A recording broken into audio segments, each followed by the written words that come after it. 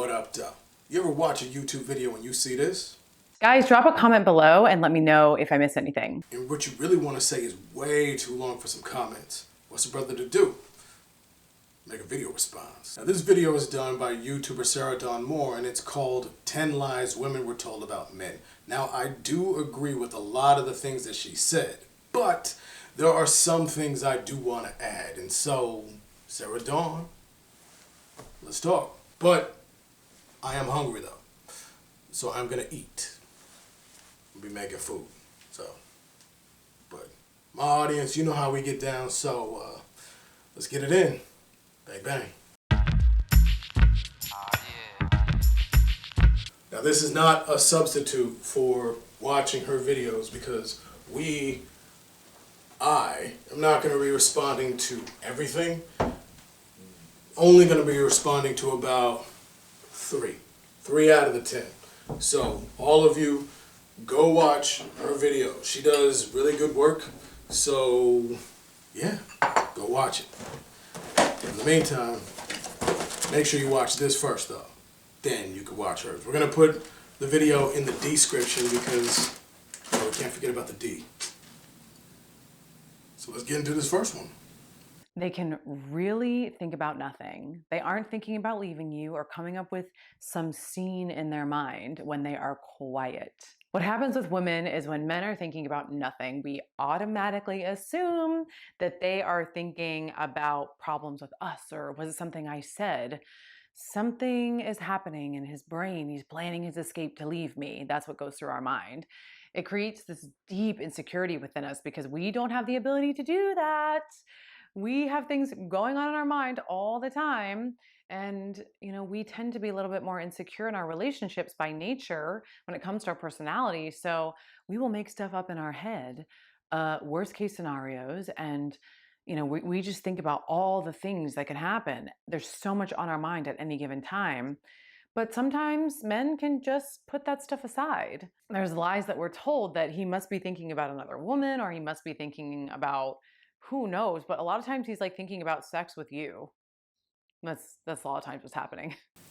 So Sarah, with that one, I agree, yet I slightly disagree.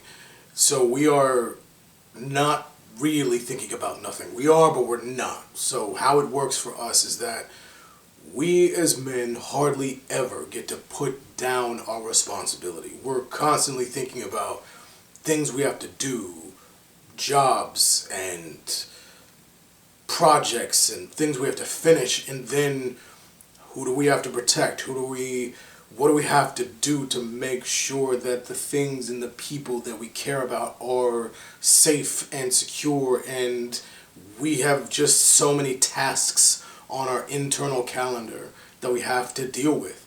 And so when we're in that mentally glazed over look, what we're doing is thinking about all the different things we have to do, but trying to finally push away those thoughts to think about ourselves for a change, despite what some of the narratives that women hear is men are not big selfish creatures. We are constantly thinking about everything else other than ourselves. It's the reason why when you all ask questions about, oh, what do you like this or what's your favorite that, and our response is, I don't know. It's because we don't have the time ever really to think about what do we like, what do we want. On our mind is constantly all the different things we got to do. So when we're in that glazed over look, we're thinking about all the different things we have to do, but trying to think, okay, if I didn't have anything, if that's done, if that's done, if that's done, what do I want? What is the mission? What's the next thing on the list? What is the trying to future project, trying to think about what's the plan for the next 5 years, the next 10 years. We like to look into the future and see what's ahead. We do that a lot. It's how we are effective leaders. If you have a good man, that is what he's doing. So whenever I get that question from a woman, what are you thinking? My response is everything and nothing.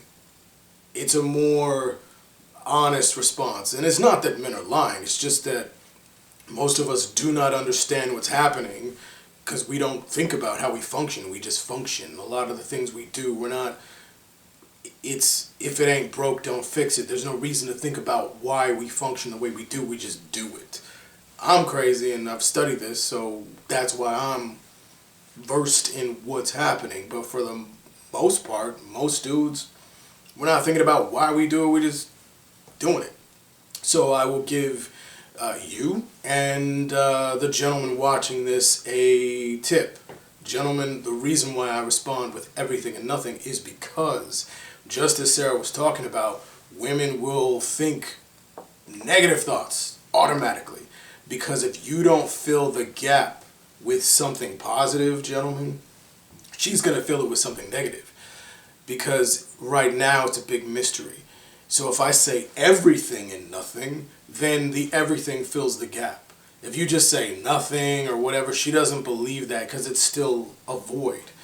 And what happens in a woman's mind is the same thing that Alfred Hitchcock would do when he makes movies, is he would not show the most gruesome act of his horror movie. He wouldn't show the knife going into the person. He would say, there's nothing that I could show on screen that could outdo the human imagination.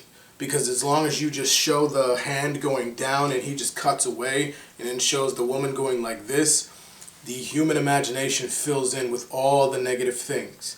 And more so than men, as many of you gentlemen know, women fill in any holes with negative worst case scenario. And it makes sense.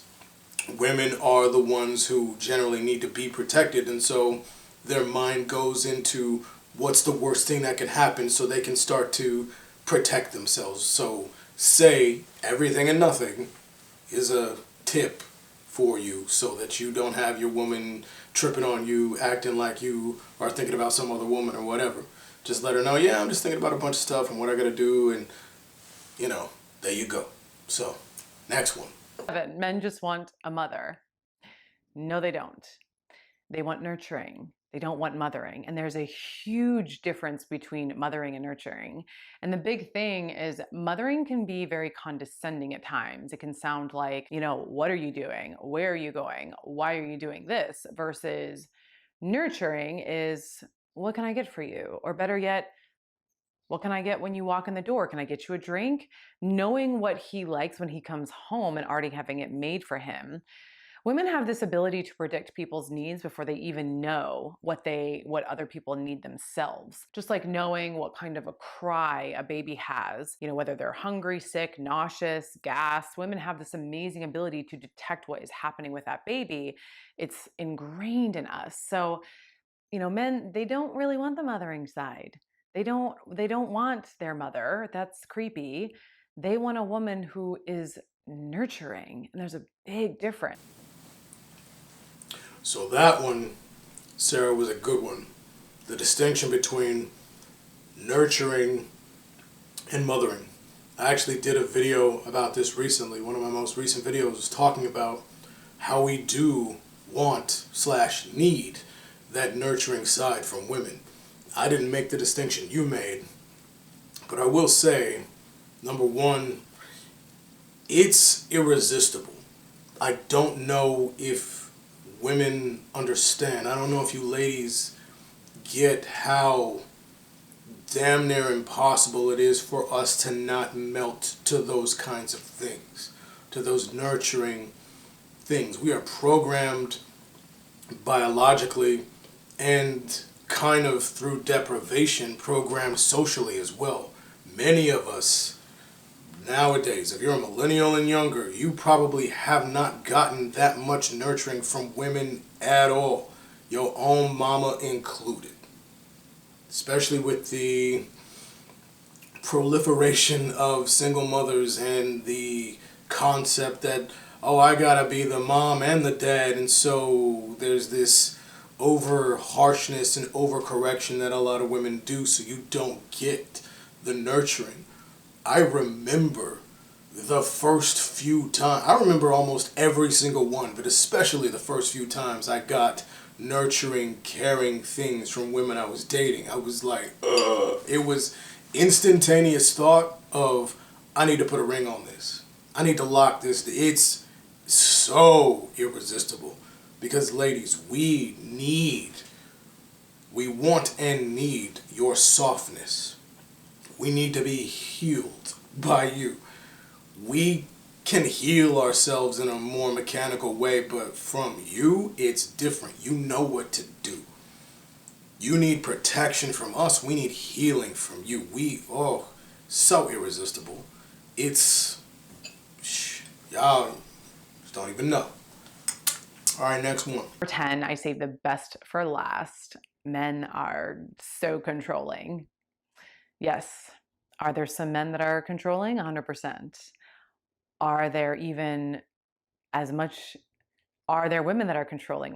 100%. A man's behavior might be perceived as controlling to a woman because what he is worried about is protecting his greatest asset, which is his woman. It's as if he really cares about her safety. Big surprise.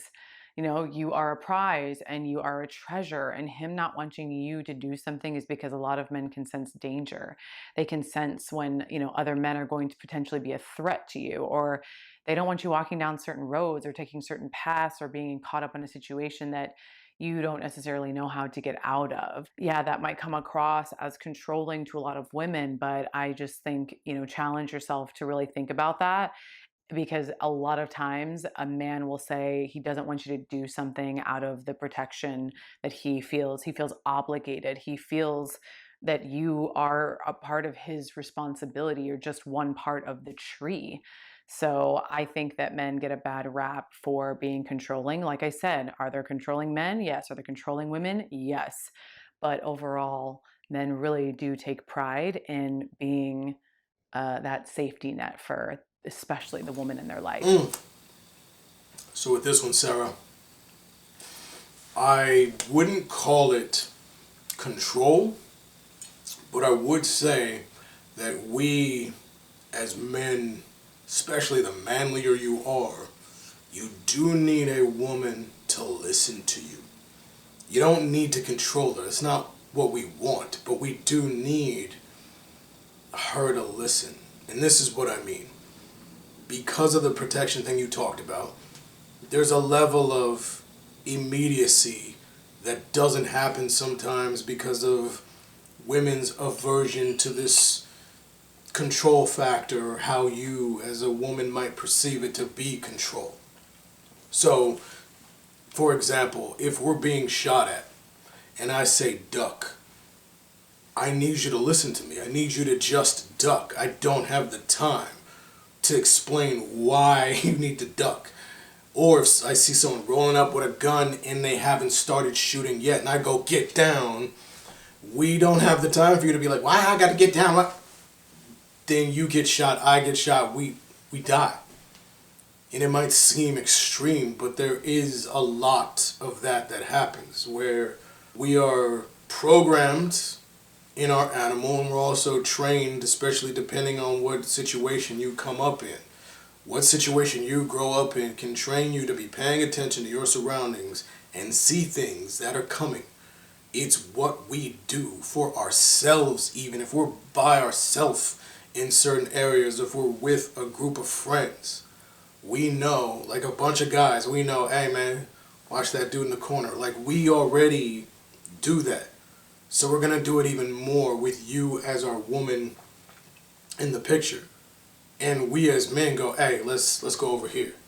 Again, we listen to each other. So we definitely need you to listen and not fight or battle back. We need that immediacy. Because again, how are we supposed to protect you? How are we supposed to make sure that nothing happens to you if you don't listen to us when things are going down? And we can't always explain, not just because of the timing, but also it's not our thing. It's not our forte. It's not how we relate to each other. Meaning, we don't always have words to explain why we know what we know. A lot of it is instinct. A lot of it is training. And like I said, it's just habit. It happens so quick. We as men are not the more verbose between the two of us. That's the realm of the ladies. As well as I can speak, even I have a difficult time at times explaining to my lady why we have to do certain things, and if it's not the time to do that, bad things can happen if we aren't listened to kind of immediately. So we do need that, we do look for that. So we don't need you to be controlled, but we do need to know that you're going to follow us. And also, it speaks to trust. It tells us that you trust us. And trust is massively important to men. Trust is more important to us than love is. Many of us anyway. So if you don't trust us enough to follow, we start to wonder, should we trust you? Now, we can stay with a woman who we don't love right now or love anymore, but if we trust her, we can stay. But in the reverse, let's say I love you, but I don't trust you, I'm out. Trust is massive. So if you're not trusting us, we start to wonder, why is it that you don't trust us? Especially if we are good men, we wonder if your ability to make decisions on how you judge people is correct. If you can't see us for the good that we're doing, for the way that we're trying to protect you, we wonder, how are you judging other things? Can I trust you to be alone with the kids? Can I trust you in who you're letting into the house? If your ability to make decisions on who you trust and who you not is off because you don't trust me enough to just follow what I'm saying, duck or run or let's move over here, should I really be handing the keys to the kingdom to you? Because when we choose you, that is what we're doing. We're handing the keys to our heart, to our empire, to our children, to our legacy, to everything, to you. So that is something to think about, ladies. So that's it for my takes on this. So like I said, for all of you who are my viewers, go watch the rest of this video and watch the other things that Sarah Dawn has to offer. And Sarah Dawn, again, thank you for indulging me on this, having this conversation. Really do appreciate the things that you do. I think it's important for women to hear the voice of a woman explaining these kinds of things. And with the two of us working in the space, hopefully we can continue to make these videos and make a difference for couples so they can actually stay together. So, for my viewers, everybody else, till next time, deuce deuce.